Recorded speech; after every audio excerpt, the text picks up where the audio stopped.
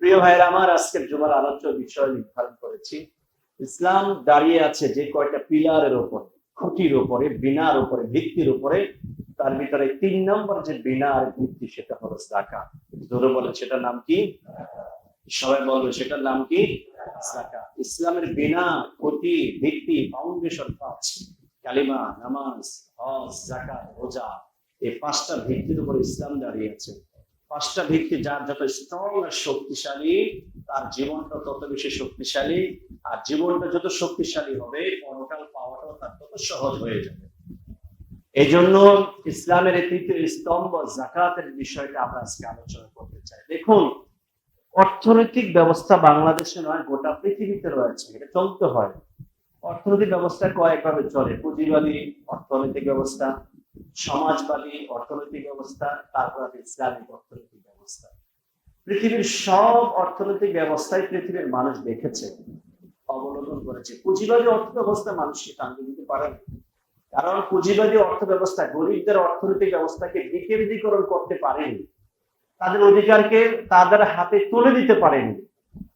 বরং যে রাজা, যে প্রভাবশালী, তার হাতে তত বেশি অর্থ আর সম্পদ পুঞ্জীভূত হয়েছে, শান্তি দিতে পারেনি এই সমাজকে। যার কারণে দেখা যায় সুদ ব্যবসা বাণিজ্যের সাথে যারা জড়িত, এক শ্রেণীর মানুষ, তারা সুদ ব্যবসার মাধ্যমে যত দিন যাচ্ছে তত বেশি তারা প্রতিষ্ঠিত হচ্ছে, কিন্তু গরিবকে রোষানলে পালানো হচ্ছে, রক্তচোষা জাতিতে পরিণত করা হচ্ছে এই সুদ ভিত্তিক অর্থনৈতিক ব্যবস্থা দিয়ে গরিব লোকদেরকে।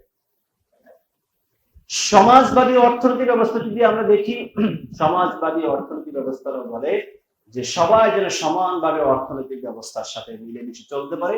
এটা হলো তাদের মূল আইডিয়া। আইডিয়াটা খুব ভালো, কিন্তু সমাজবাদী অর্থনৈতিক ব্যবস্থা দেখা যায় সম্পদ, এটা মালিক থাকে রাষ্ট্র। আর রাষ্ট্র যখন মালিক থাকে, তখন জনগণের রাষ্ট্রের প্রতি আর দয়া মায়া এমন থাকে না। মানুষ চায় প্রত্যেকে তার জায়গা, অর্থ, সম্পদকে নিজের মতো করে দেখভাল করতে। আপনার বাড়িটা যদি জনগণের বাড়ি হয়, জনগণ সবাই এটা দেখভাল করবে। আপনার ভিতরে ফিলিংস থাকবে কি, যে এই ঘরটা তো জনগণের, দরকার কি আমার এত একবারে কাজ করার প্রয়োজনটা কি? এই সম্পদ তো আমার না, এটা রাষ্ট্রের, এটা জনগণের। গভর্নমেন্ট দেখবে, রাষ্ট্র দেখবে, আমি এত একভাবে দায়িত্ব নিয়ে কেন এই কাজ করবো? যার কারণে অনেক সময় দেখা যায় রাষ্ট্রীয় সম্পত্তি গুলো এই দেশে আর রাষ্ট্রীয় সম্পত্তি দেখা যায় না। যেমন আদমদের জুলবেল একসময় আমাদের দেশে ছিল, এটা ব্যক্তি মালিকানা ছিল, কি স্ট্রং একটা প্রতিষ্ঠান ছিল, যেইটাকে রাষ্ট্রায়ত্ত সম্পত্তি পরিণত করা হলো, বেশি দিন যায়নি, এটার থেকে অনেকে দায়িত্ব উঠিয়ে নিয়েছেন, তস্ত্রুপ হয়েছে, চুরি হয়েছে। প্রতিষ্ঠানের প্রতি মানুষের মায়া আর ছিল না, একসময় থেকে বন্ধ করে দিতে গভর্নমেন্ট বাধ্য হয়েছে। সমাজভিত্তিক অর্থনৈতিক ব্যবস্থাও, সমাজতান্ত্রিক অর্থনৈতিক ব্যবস্থা মানুষের সুখ, শান্তি আর অর্থনৈতিক সমৃদ্ধি এনে দিতে পারেনি।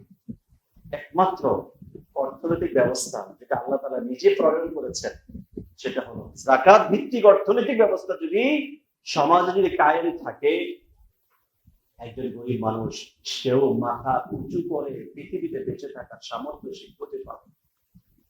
যাকাত ভিত্তিক অর্থনৈতিক ব্যবস্থায় সকলের মাঝে অর্থনৈতিক ব্যবস্থাটাকে বিকেন্দ্রীকরণ করা হয়, গরিবের কাছে, অসহায়ের কাছে তার অধিকারটুকু বুঝে দেওয়া হয়, তুলে দেওয়া হয়। এটার জন্য রাসূলুল্লাহ সাল্লাল্লাহু আলাইহি ওয়াসাল্লাম মুআয বিন জাবালকে যখন ইয়েমেনে পাঠান, তখন তিনি বলেছিলেন যে মুআয, তুমি সেখানে যাচ্ছ, তোমার কিছু দায়িত্ব আছে। 1 নম্বর দায়িত্ব হলো তুমি দায়িত্ব পালন করো, তুখাযু মিন আগনিয়াইহিম ওয়া তুরাদ্দু ইলা ফুকারাইহিম। গরিবদের যে সম্পত্তি আছে, সেখান থেকে তুমি অর্থনৈতিক ব্যবস্থাটা গরিবদের থেকে টাকা পয়সা কালেক্ট করো, করে এই অর্থটাকে, এই সম্পদটাকে গরিবদের মাঝে তুমি ফিরিয়ে দাও, ছড়াইয়া দাও, বিতরণ করে দাও গরিবদের মাঝে। কেন? একজন ধনী যেভাবে চলাতে চাবে, তার পাশে একটা গরিব থাকলেও সেও যেন তার প্রাত্যহিক জীবনের ব্যয়ভার বহন করে যেন চলতে পারে, এই ব্যবস্থাটুকু তাকে করে দিল। এই কারণে রাসূলুল্লাহ সাল্লাল্লাহু আলাইহি ওয়াসাল্লামের উপর আল্লাহ তাআলা যাকাতের প্রচলনটাকে তিনি ফরজ করে দিয়েছেন, আবশ্যক করে দিয়েছেন। বিশ্বনবীকে আমার আল্লাহ তাআলা বলেছেন, নবী, যাকাত ফরজ করা হয়েছে, সুতরাং আপনার দায়িত্ব হলো যাকাত মানুষের কাছ থেকে সংগ্রহ করে গরিবদের মাঝে আপনি বন্টন করে দিবেন। জাকাত দিলে লাভ হবে সেটা হবে যে ব্যক্তি জাকাত দিবে তার পুরা মালটাকে আমি আল্লাহ পবিত্র বানিয়ে দেব।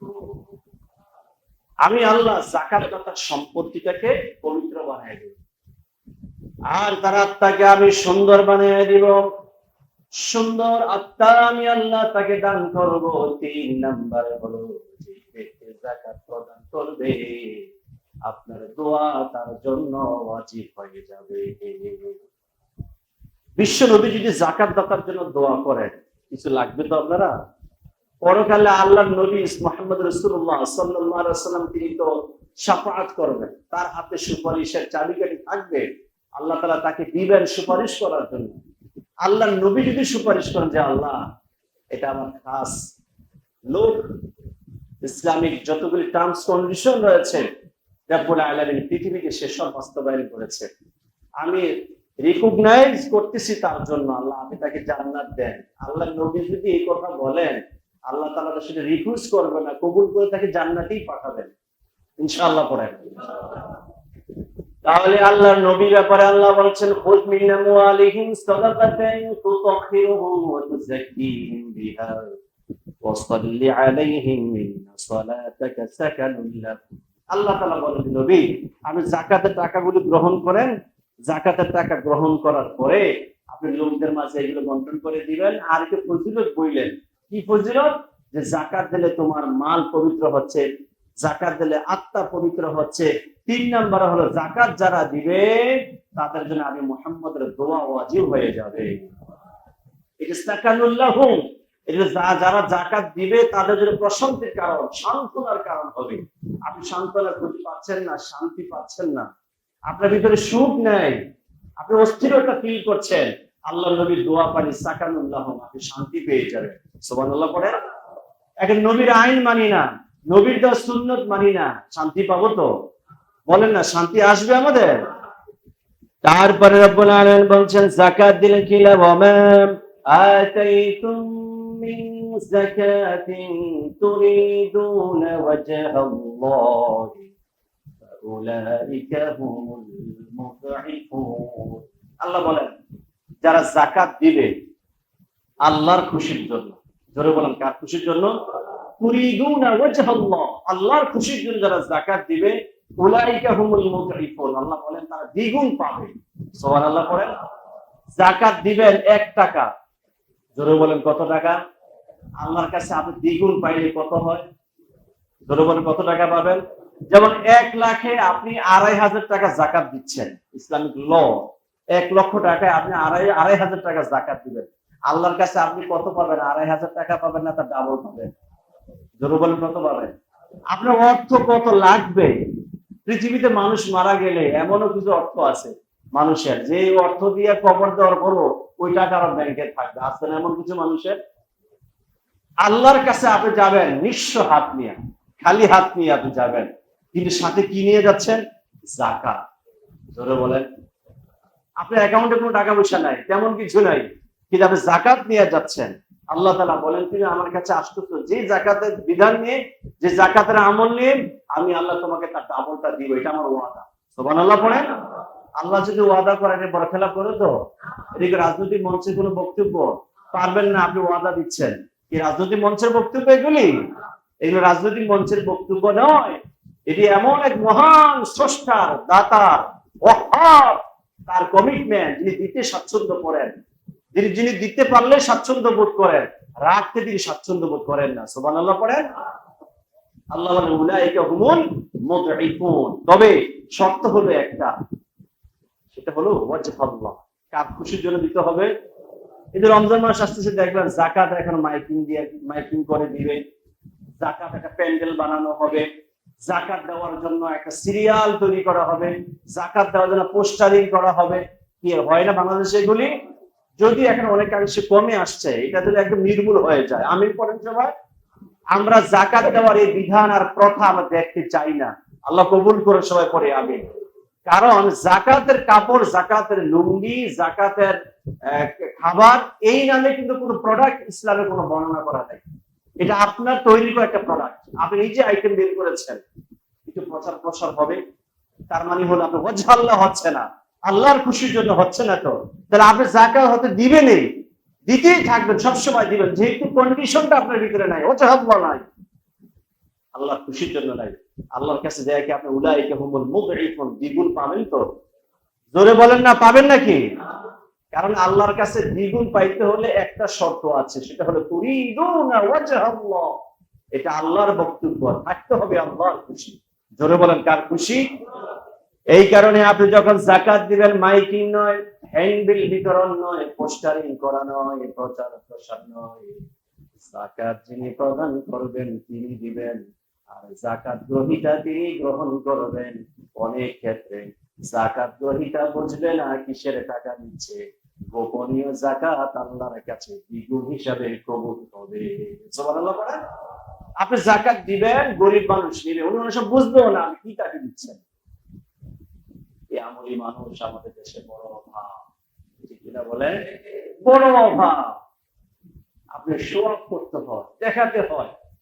আবার অনেক সময় যাকাত দেন, ভাই তার বোনকে যাকাত দেন, একটা দরবারের মতো বানায়া বলে, বোন তোমার তো দিন চলে না, আম্মার সামনে আব্বার সামনে ভাই বোনদেরকে সাক্ষী রেখে তোমাকে আমি 25,000 টাকা দিলাম, এই নিয়ে চলো।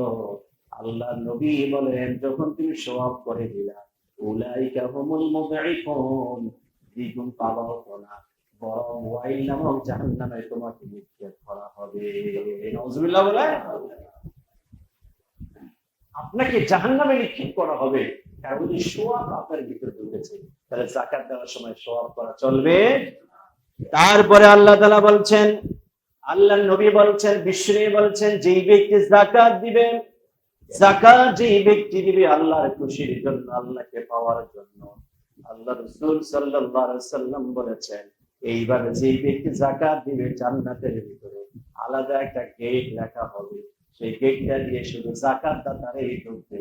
যাকাত দাতারা ঢোকা শেষ হয়ে গেলে দরজাটাকে বন্ধ করে দেওয়া হবে। সুবহানাল্লাহ বলেন। যাকাত যদি আপনি দেন, আপনাকে স্পেশাল মেহমান বানানো হবে জান্নাতে। সুবহানাল্লাহ বলেন। আমরা আল্লাহকে দেখাতে চাই, দুনিয়ার কোন মানুষকে দেখাতে চাই ইনশাআল্লাহ পড়েন। এবার যাকাত যদি আপনি না দেন, যাকাত আপনি দিলেন না, কেউ আপনাকে কিচ্ছু বললো না, আপনি যে যাকাত না দিয়ে নিজের মতো করে যদি চলতে থাকেন, পৃথিবীর কোনো মানুষ যদি নাও বলে, পরকালে কিয়ামতের মাঠে আপনাকে ধরা খেতেই হবে। এবং ধরা যে খাবেন, দুনিয়াতে আল্লাহ তাআলা এগুলো বলে দিয়েছেন। যদি যাকাত অনাদায়ী যারা, তাদেরকে যদি তোমরা চিনতে হয়, তাহলে কিয়ামতের মাঠে কিন্তু অপেক্ষা করো। কি করো? অপেক্ষা করে। কি অপেক্ষা করবে?